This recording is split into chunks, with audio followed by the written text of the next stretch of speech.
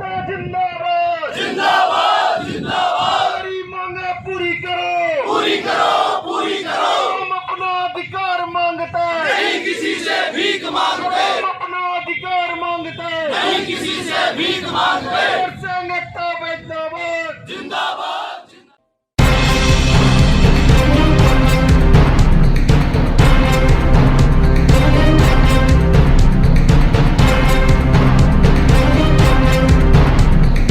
आज का जो धरना विशेष रूप से था वो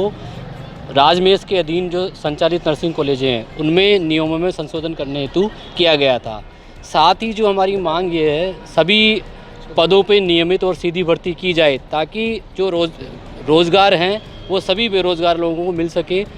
लगभग राजस्थान में 6,000 से 10,000 लोग पोस्ट ग्रेजुएटेड टीचर हैं जो कि इस भर्ती में शामिल होना चाहते हैं, पर राज्य सरकार की मंशा नहीं है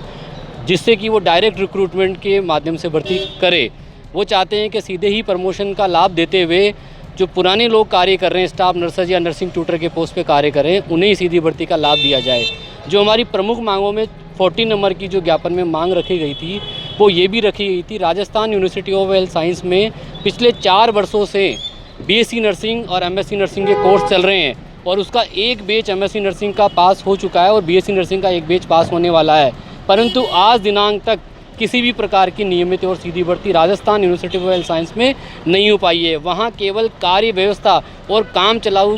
व्यक्तियों के द्वारा ही पढ़ाई संचालित की जा रही है, अपितु वहाँ पे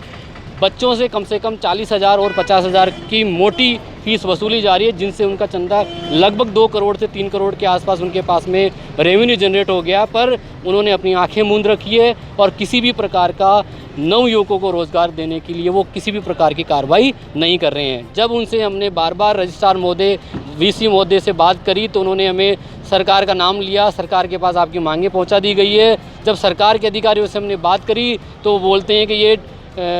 जो Rajasthan university of health science है वो ऑटोनोमस बॉडी है, वो अपनी भर्ती स्वयं करेगी। तो एक तरफ से Rajasthan university of health science सरकार से मांग करती है कि स्वीकृति दी जाए और उधर सरकार कहती है कि वो ऑटोनोमस बॉडी है, वो अपनी भर्ती स्वयं करें। तो क्या इनकी मंशा ये है कि बेरोज़गारों के साथ में, उनकी भावना के साथ में या कुठाराघात करना चाहते हैं? तो हमारी यही मांग है कि राजस्थान की समस्त नर्सिंग कॉलेजें जो कि सेल्फ फाइनेंस स्कीम के तहत संचालित हो रही है, जो कि बच्चों से मोटी फीस वसूल रहे हैं, उन कॉलेजों में नियमित भर्ती की जाए जिसमें associate professor, vice principal, nursing tutor और असिस्टेंट प्रोफेसर शामिल हों, जिससे कि नव युवकों को मौका मिल सके और नियुक्तियों की नए रोज़गार की संभावनाएं राजस्थान के क्षेत्र में बढ़ सके। अन्यथा जो आगे की रणनीति है वो जो गिरीश जी शर्मा है हमारे पास, राजस्थान संविदा नर्सेज एसोसिएशन के अध्यक्ष, वो आपको आगे की रणनीति बताएंगे कि इसके बाद में हम क्या प्रयास करेंगे। हमें मजबूरन अगर सरकार के खिलाफ जाना पड़े तो हम जाएंगे, क्योंकि पिछले 4 वर्षों से हम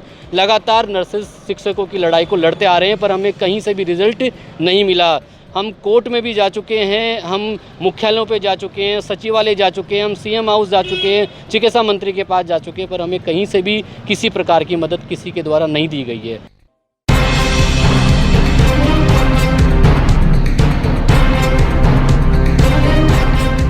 आज हमने राजमेष के तहत जो राजकीय नर्सिंग कॉलेजेस हैं उसमें नर्सिंग शिक्षकों की सीधी और नियमित भर्ती हो, इस संदर्भ में global foundation of nursing profession, Rajasthan private nursing association, Rajasthan संविदा नर्सिंग एसोसिएशन और तमाम नर्सिंग एसोसिएशन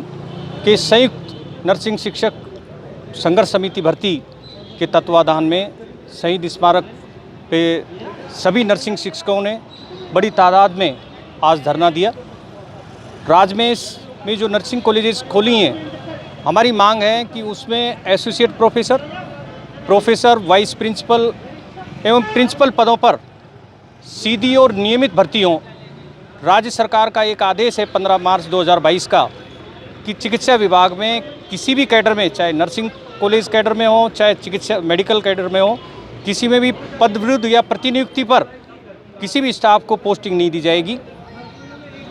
हम सरकार से ये मांग करते हैं कि सरकार का जो ये 15 मार्च 2022 का जो आदेश है यही लागू हो जाए,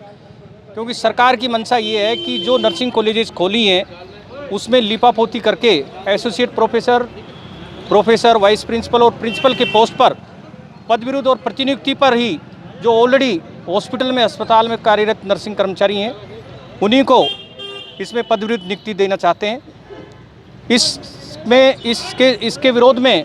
हम लोगों ने ये धरना दिया है। इसमें जो राजस्थान के नर्सिंग शिक्षक हैं, चाहे वो निजी क्षेत्र में हैं चाहे सरकारी क्षेत्र में हैं, सभी में इस चीज़ को लेके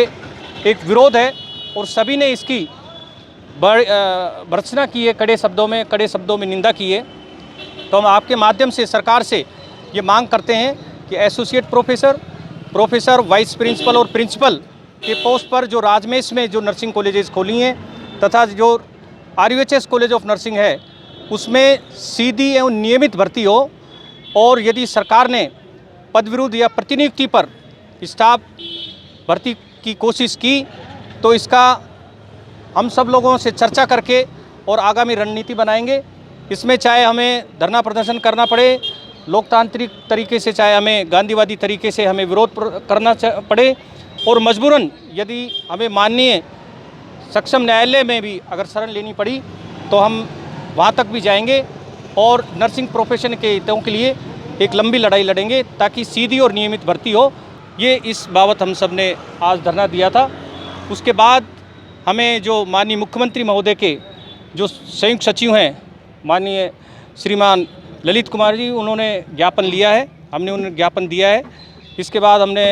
जो प्रमुख शासन सचिव चिकित्सा शिक्षा हैं माननीय श्रीमान वैभव गालिया जी, उनको भी ज्ञापन दिया है, और आगे रणनीति करके हम इस पे चर्चा करके रणनीति करेंगे, और जब तक भर्ती नहीं होगी सीधी और नियमित तब तक ये लंबी लड़ाई चलेगी। सर, बड़ा दुखद विषय तो ये है कि जो मंत्री जी मेडिकल सिस्टम का एक सर्जरी कर रहे हैं, उसके साथ साथ आज बेरोजगारों की भी सर्जरी कर दी कि जो नर्सिंग कॉलेज होते हैं उसके अंदर